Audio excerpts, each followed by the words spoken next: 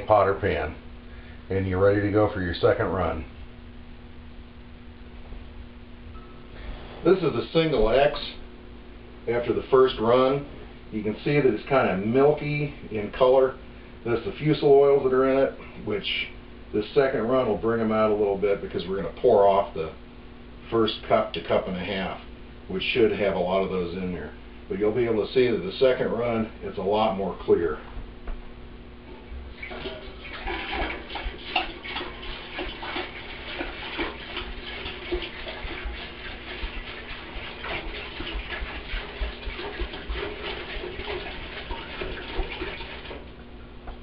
With the second run on this, it takes a little bit shorter time. And on the third, for the triple X, it's even shorter because it's got more alcohol in it and basically will start cooking off a lot faster.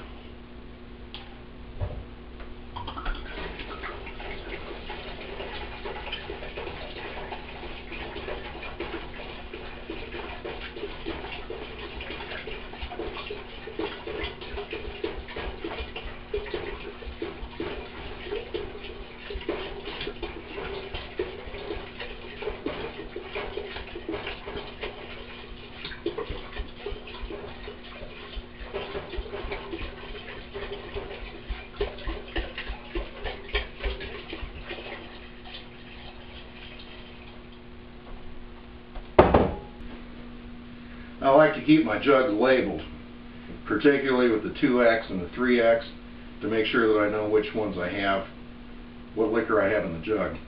On my second run, I like to pour off about 1 cup for every gallon that I have in the still to get rid of some of the fusel oils. I do the same thing on the third run.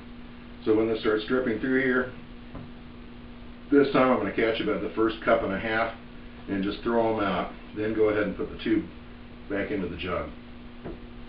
This is the second run, and I'm catching this first cup and a half or so. As I said, I usually pour off on the second and third run about 1 cup per gallon. If you can see that, you'll notice that it's dripping a lot faster than on the first run. In turn, the third run drips a lot faster than the second. But I'll keep changing the water, and in about 4 to 6 hours should have about a half a gallon or a little bit more of that in here in the double X jug. I poured the double X that we distilled back up into the still, and this has started the third run, or triple X. Just like I said with the second run, I'm pouring off some fusel oils, maybe about a cup per gallon. And as soon as I get a couple cups or so out of this, I'm going to put the tube back into my jug.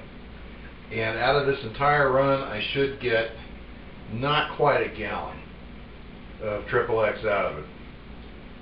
At that point, you're nearly finished with your liquor. And technically, you could be done with it. But I'm going to show you how to filter it and how to age it. So we'll let this run here. I'm going to show you a little bit of close-up here of how much faster this is running. This run takes the least amount of time and drips the fastest.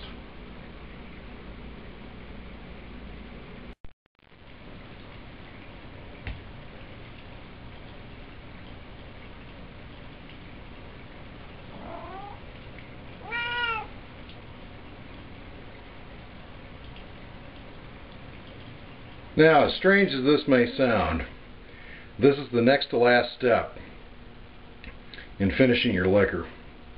I have a gallon here of triple X. I'm using my still here because this pot seems to work pretty well, and I have a colander underneath there that fits right into the top perfectly. This is charcoal in the top. I have a cloth underneath it because what we're going to do is filter this. I'm not sure exactly what this is supposed to do, but I think that it's supposed to take some of the impurities out, if there are any, or any of the fusel oils that are left. I've read that you can actually boil a bag of charcoal in your still as you're running it. There's some kind of a charcoal filter that comes in a little bag that you can buy at either camping or cooking stores, I'm not sure which. But with this, as crude as it is, it's charred wood from my fireplace that I went ahead and dug out, picked off with a knife, and then crushed. So to filter it, just pour it directly into the charcoal. The reason I keep the cloth underneath it is the finer, small particles of charcoal I don't want them to wash into my kettle below here. I want to keep as many of them out as I can. But pretty much just keep pouring it in there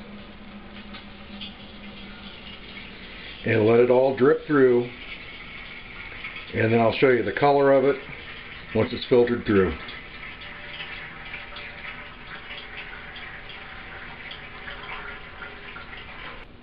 Now that this liquor is filtered, it's kind of one of those prepare to be disgusted moments, but there's a way around this. Here's a teacup to give you an idea of the color of this. It's sort of a dirty gray.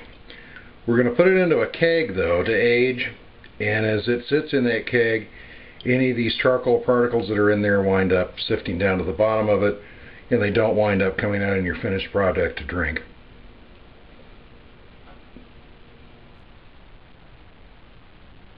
The last step in preparing your liquor, which you don't necessarily have to do, is to age it. This is an oak keg. I wound up getting it online from Mexico. It seemed to be a little bit more reasonable price, and it's a quality keg. It's cost me about, I think about $100. They'll also decorate them. They put our family's crest on it.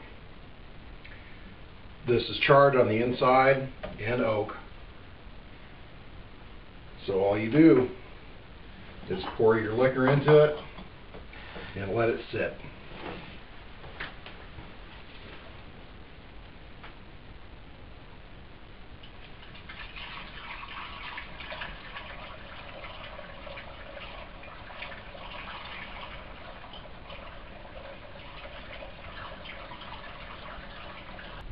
The longer that your liquor stays in the keg, the better.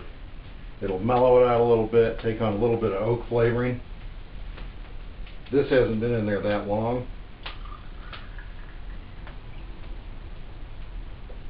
But after being filtered in charcoal and sitting in the keg, you can see that it's already taking on more of a brownish color.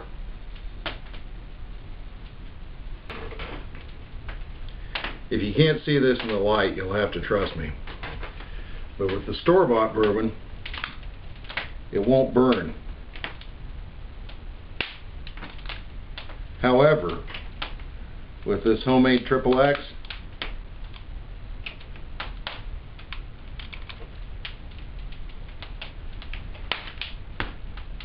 you can just about run a car off of it. Let's try this again in a little bit lower light. First, the store-bought liquor. And now, XXX.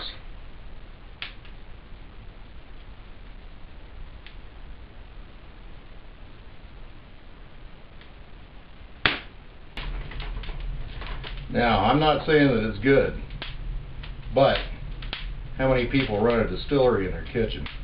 Prosit!